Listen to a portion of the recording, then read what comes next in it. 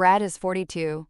He's a regional director at a respectable company, has 2 children, drives an expensive car, and is loved by his colleagues, described as a good boss, demanding but fair. 3 months ago, when one of his colleagues found out he had cancer, Brad was the first to send flowers to the hospital. And on returning to the office after the same colleague's funeral, the first thing he did was check whether the report the man had been working on had been finalized. Not out of cruelty, simply someone's death had not touched him in any way. Brad isn't a criminal, he never will be. And yet, if we evaluated him with today's clinical instruments, he would score high in a category we'll talk about now. Because real psychopaths, in the overwhelming majority, are not serial killers. They are the people we pass by daily, on the street, in the office, in the family, without suspecting anything. Today, this is about psychopathy and sociopathy. About what they actually are, how to tell them apart, and why Hollywood films have taught us almost everything wrong about them. If you've ever wondered whether someone close is a psychopath, or if you've lived next to someone who seemed to feel nothing, this episode will give you the clinical tools to understand what you're seeing. Let's start with a cleanup of terms, because in everyday speech the words are thrown around carelessly. Psychopath, sociopath, antisocial. 3 words that, for most people, mean the same thing. Someone bad, dangerous, without conscience. In clinical psychology, however, only one of them is an official diagnosis. That word is antisocial personality disorder, or ASPD, the abbreviation used in clinical literature.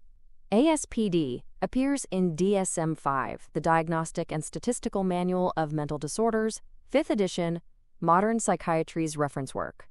Its criteria are behavioral and clear: repeated violation of social norms, chronic deception, impulsivity, aggression, disregard for others, safety, persistent irresponsibility, and lack of remorse after harming others. The word psychopath, on the other hand, is not in the DSM. It is a separate clinical construct, evaluated with an instrument created by Canadian researcher Robert Hare in the 90s, the PCLR, or Psychopathy Checklist Revised. PCLR has 20 items, completed after a structured interview and a review of the person's history.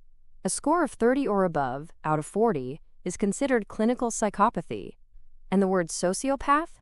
It's an older term that, in modern literature, has become nearly synonymous with behavioral ASPD, that is, the form of antisocial disorder born more from environment and trauma than from innate neurology. Recent research uses it less and less, but the public still uses it often. Let's return to Brad, the director from the opening. Brad is what we call a functional psychopath, a term used for psychopaths who are not in prisons, but in respectable jobs, often in positions of power. If we scanned him with a functional magnetic resonance imaging machine, we would see something strange. 2 areas of his brain would function differently from yours and mine.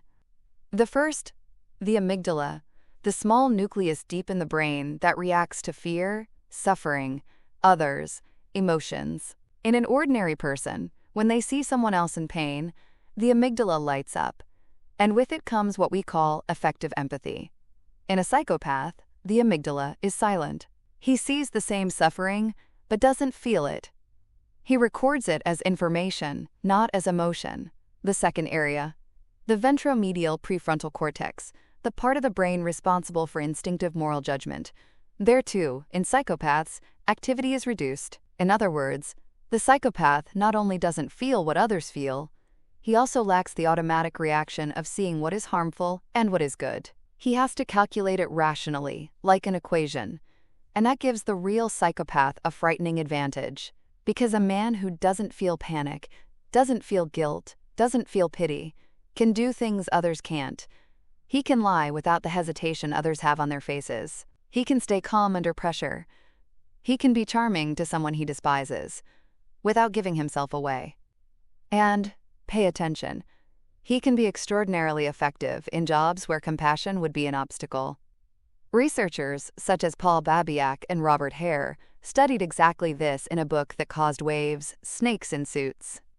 Their conclusion: Functional psychopaths are more densely represented in the leadership positions of large companies than in the general population, 4 times more often. Not because psychopathy is an overall advantage.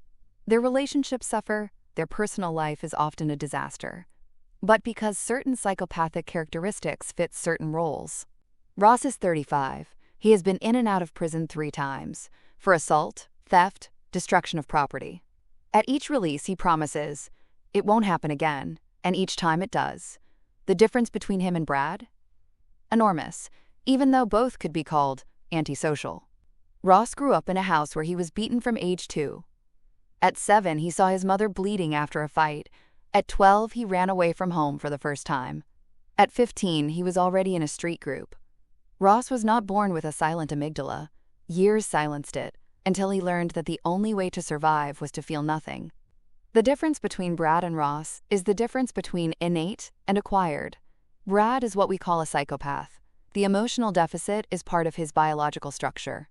Ross is what we would call a sociopath, or, more precisely in current clinical language, a person with ASPD of traumatic origin.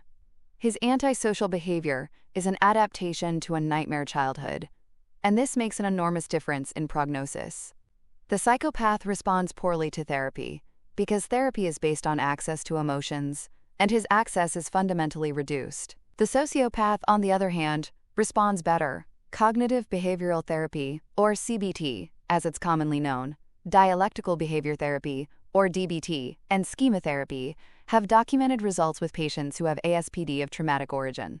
They don't cure them overnight, but they can gradually bring them to a level of functioning where they no longer harm themselves or others. And when you meet Ross, you'll see the difference. Ross is impulsive. He jumps to fight over a glance. Brad would calculate 3 moves ahead. Ross is visibly angry. Brad is always calm, even when planning malice. Ross wears the marks of his wounds on his face. Brad has no visible wounds, because he wasn't wounded. He came into the world with a fundamentally different emotional system. For years, when you say the word psychopath to someone, the image that comes to mind is Hannibal Lecter, or John Doe from Seven, or Dexter. Charismatic, malevolent characters who commit crimes with a clear mind. Films have created such a powerful association between psychopathy and serial murder that most people believe that if someone isn't physically dangerous, they aren't a psychopath. The truth, proven by decades of research, is exactly the opposite. The vast majority of psychopaths never commit crimes. They live among us, work with us, are married to us, lead our institutions. Research estimates that about 1 in 80 people in the general population meets the clinical criteria for psychopathy. That means that in an ordinary building of 40 apartments, statistically, there is half a psychopath. In a company of 200 employees, 2 or 3. In a parliament of 300 people, around 12. And no, that doesn't mean those people are physically dangerous. It means they function with a fundamentally different set of emotional tools. They can lie with a calm others can't have. They can hurt people without feeling guilty. They can seem charming even after betraying you. They can make cold, calculated decisions in situations where others would emotionally collapse. That's why, contrary to what films taught us, the most dangerous psychopath you'll meet in your life will not come with a knife in hand. He will come with a contract or a promise or a smile at a first coffee meeting. He will seem charming, calculated, intelligent. You'll admire his self-confidence. And if you have the bad luck of entering a close relationship with him, be it business or family, you'll discover gradually that behind the charm there is nothing to protect you. Not a single thread of empathy to make him stop when he's hurting you. The first thing we must say clearly, and it matters, is that I will not give you a quick test to recognize the psychopath in your life. Such tests exist online, and they are almost all worthless. The diagnosis of psychopathy is given only by a clinician trained in PCLR after a long interview and extensive evaluation of the person's history. To put the label of psychopath on someone based on a 5-minute questionnaire is an injustice and an irresponsible piece of thinking. What I can give you instead as warning signals are a few behavioral patterns that research has documented consistently. Not every difficult person has them. Not everyone who has them is a psychopath. But the presence of several, simultaneously, justifies caution. Pattern 1. Lying without pressure. Ordinary people lie when they have something to lose. The psychopath lies even when he doesn't. He lies for sport, for exercise, to keep up his practice. And the lie never betrays him on his face. He doesn't sweat, doesn't avoid the eye, doesn't rush his words. He lies with the same calm with which he tells the truth. Pattern 2. Lack of reaction to others. Suffering. We're not talking about occasional indifference. We all have bad days. We're talking about a consistent absence of inner flinch when a loved one suffers. News of illness, of loss, of tragedy, received with the calm with which you receive a weather report. Pattern 3. Interpersonal relationships are instruments, not bonds. To the psychopath, people are tools with a function. Someone useful is courted. Someone used up is abandoned without hesitation. Someone who no longer serves him no longer exists. The sudden switch from warm to cold doesn't come from anger. It comes because the instrument has worn out. Pattern 4. Superficial charm that doesn't hold under pressure. At first meetings, they seem delightful.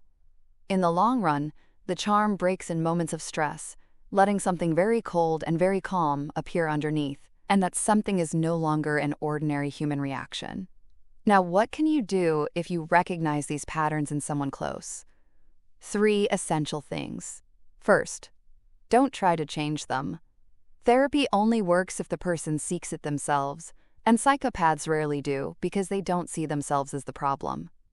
Second, protect your boundaries clearly: financial, emotional, legal. Psychopaths don't respect boundaries unless you enforce them firmly. Third, find a specialist for yourself, not for them. You are the one who needs protective tools, because life next to a psychopath consumes reserves that otherwise don't replenish. Brad, the director from the opening, is still leading. He's about to be promoted in the coming months. None of the people working with him suspect anything. They think he's just very ambitious or a bit distant. The 2 or 3 people who knew him intimately and left his life know something else. But they don't say. Because, paradoxically, it's hard to accuse someone who doesn't seem to harm intentionally, and who, in many ways, is exactly what an effective manager is supposed to be. Ross, in turn, is back in prison. Statistically, he has more chances of being helped by therapy than Brad does, because his wound is visible, because he recognizes it, because the pain he spread sometimes wakes something inside him. Brad has nothing to recognize. He simply functions. That is perhaps the most painful truth of this episode. The sociopath, the one we fear most, is often closer to healing than the psychopath, the one we never suspect. Films taught us exactly backwards. If you recognized yourself somewhere in today's descriptions, whether because a Brad is somewhere in your life, or because you've lived with a Ross, I hope you've gained a little clarity. No more. For concrete steps, you need a specialist. And for daily steps, you need people to protect you. Tell me in the comments, without names or details, did you recognize yourself, without saying it aloud, in any of the situations we spoke about? And if this episode helped you clarify something, pass it on. There is much noise on this subject, and clear information reaches people with difficulty. Subscribe. Every week we talk about things that genuinely matter. See you next episode.